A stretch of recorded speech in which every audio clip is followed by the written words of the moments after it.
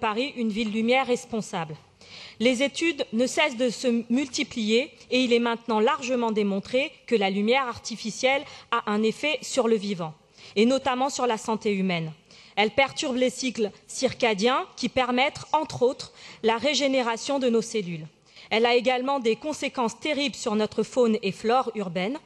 Selon la direction départementale des territoires et de la mer, la lumière artificielle est la deuxième cause d'extinction des insectes après les pesticides. En Allemagne, une étude a révélé que chaque réverbère tue environ 150 insectes chaque nuit en été.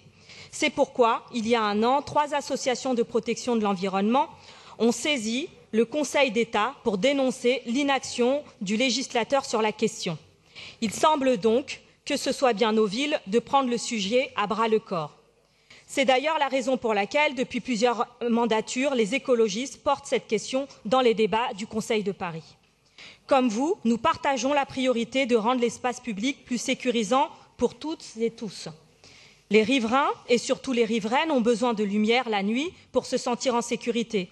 L'étude de l'IFOP sur les Françaises et le harcèlement dans l'espace public d'avril 2018 montre que l'expérience du harcèlement sexuel dans la rue s'avère plus fréquente en milieu urbain, notamment en agglomération parisienne, 24%, que dans des communes rurales, 14%, car on trouve plus souvent dans les grandes villes des jeunes femmes qui sortent seules le soir. Éclairer les zones en fonction des besoins de sécurité des habitants et des habitantes doit être une priorité.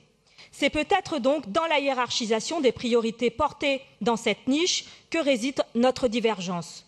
La mise en place d'un schéma directeur d'aménagement lumière doit avant tout permettre d'éclairer mieux tout en réduisant l'usage de la lumière dans notre ville, afin de protéger la nature en développant les trames noires et répondre aux besoins de sécurité des Parisiennes et des Parisiens.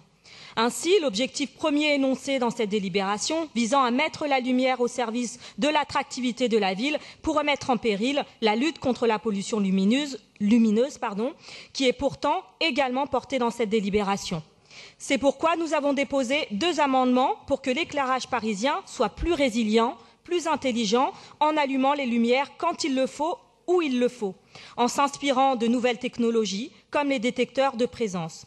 Enfin, nous affirmons encore une fois la nécessité de supprimer une source lumineuse majeure et inutile, celle des supports de publicité à Paris, et ce, dans l'intérêt de tous les vivants. Je vous remercie. Je vous remercie.